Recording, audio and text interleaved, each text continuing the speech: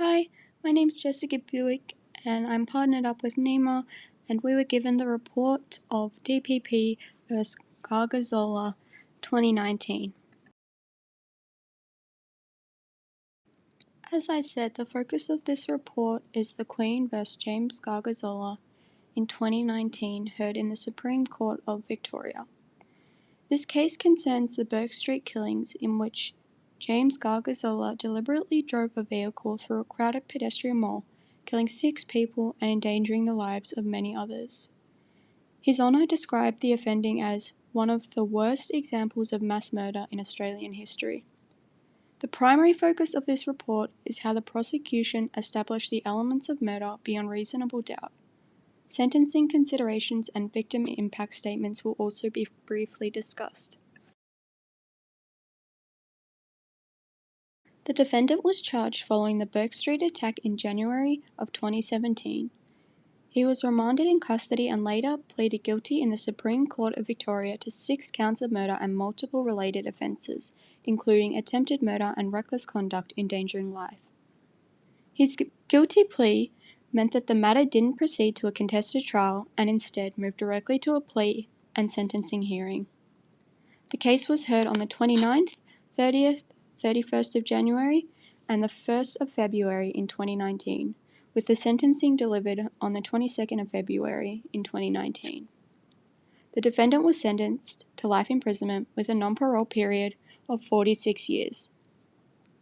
The prosecution played a central role in the proceedings by laying the charges, presenting evidence of the offending conduct, and tendering extensive victim impact statements. Prosecutors made submissions emphasizing the seriousness of the offence, the scale of the harm caused, and the need for denunciation, deterrence, and protection of the community.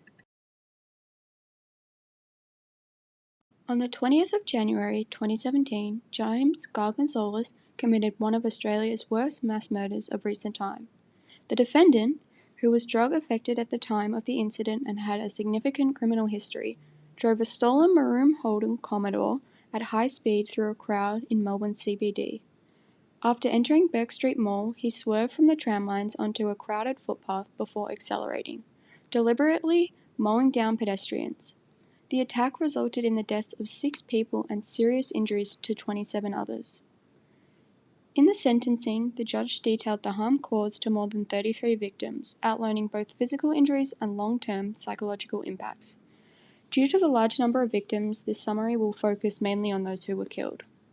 Yusuke Kano was struck with extreme force and thrown meters through the air. Jessica Moldy, aged 22, was hit from behind and died almost instantly from head injuries. Matthew C., aged 33, later died from head injuries. Bhavita Patel, aged 33, never regained consciousness and died 10 days later. 10-year-old Talia Hankin died at the scene, and 3-month-old Zachary Matthew Bryant died the following day after emergency surgery. The main charges laid against the defendant were 6 counts of murder, contrary to Section 3 of the Crimes Act 1958 Victoria, for the unlawful killing of 6 pedestrians, and 27 counts of reckless conduct endangering life, contrary to Section 22 of the Crimes Act 1958 Victoria. The primary offence in this case was 6 counts of murders, as it involved the intentional or reckless killing of 6 people, making it the most serious charge before the court. There are 2 elements that must be proven to establish criminal liability: actus reus and mens rea.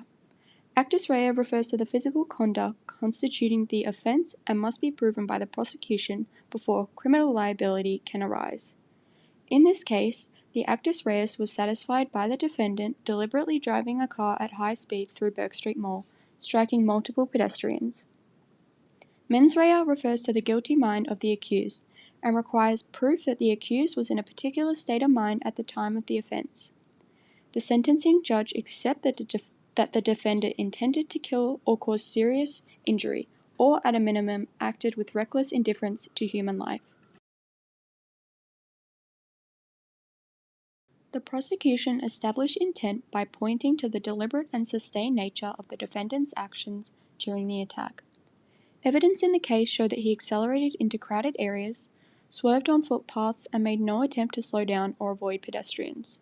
overall demonstrating awareness that his conduct was likely to cause death or serious injury to dozens of innocent citizens.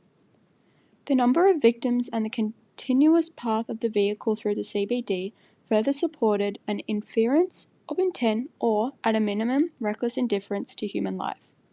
The prosecution also relied on CCTV footage, eyewitness accounts, and the pattern of collisions to show that the defendant's conduct was purposeful, which allowed the court to conclude that the mens rea for murder was satisfied. While the current case doesn't have any previous proceedings, Mr. Gargasoulas has been prosecuted and brought to the magistrate's court for multiple other offences in the past. Some of these offences include a drinking and driving charge, multiple assault charges, multiple vehicle-related crime charges, and possessing a firearm unlawfully. This had a huge impact on the final verdict, particularly the DUI and driving-related crimes, as they mirror what occurred in the current case on a much smaller scale.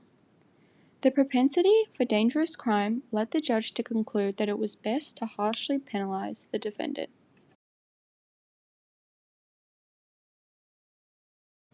The key point of law discussed in this case was regarding vehicular homicide that resulted in 6 murders and 27 injured people. The heavily drugged state of the perpetrator was considered as central to the case, and the judge determined despite the drug use, Gargasoulas was aware of the presence of pedestrians on the busy street and still decided to continue at high speeds on the footpath. Mental illness was also examined as a defense for Gargasoulas, specifically paranoid schizophrenia. This case had a significant impact and was heavily reported in the Australian media. The outcome of the case reinforced that drug-induced psychosis wasn't a valid defense to excuse fault and be deemed unfit to receive a prison sentence. The case was discussed Australia-wide due to the sheer number of victims who were killed or injured. The total death toll was 6 people and 27 that were injured. The vehicle smashed through Bourke Street Mall, located in Melbourne's central business district. The case was likely reported worldwide due to the location. The extensive media coverage did not delay or modify the case in any capacity. After the case, Victorian procedure was updated to allow police personnel to apprehend dangerous vehicles with greater strength, obstructing, ramming, and damaging the vehicle to stop the criminal behaviour. The Crimes Act 1958, Victoria Section 46(2)A, was amended. Post-amendment, police are free to use lethal force against the perpetrator if all else fails to bring an end to a perilous situation. An analysis of bail laws after the tragedy was ordered to be undertaken. The analysis resulted in amending the Bail Act 1977 to reconsider the measures that result in bail being granted, making it more challenging for offenders of indictable crimes to gain bail quickly and for officers to be authorized to supervise potential offenders for up to 48 hours. The case was not an appeal. The case of DPP vs. Gargasoulas was the first and only time the crime was addressed in court. No appeals have been pursued by Gargasoulas or his legal team since the ruling was brought down. The original sentence remains, and Gargasoulas is currently serving his life sentence for 6 murders and reckless behaviour that resulted in endangering 27 lives. This presentation has examined the Queen vs. James Gargasoulas 2019, with a specific focus on how the prosecution established the elements of murder beyond reasonable doubt. This analysis has demonstrated that the actus reus was clearly satisfied through the deliberate use of a vehicle to strike pedestrians, while the mens rea was established through evidence of intent or, at a minimum, reckless indifference to human life. The imposition of a life sentence with a lengthy non-parole period reflects the extreme seriousness of the offending and the profound harm caused. This case is significant for Victorian criminal law, reinforcing accountability for mass casualty offences and clarifying the treatment of drug-induced psychosis in sentencing.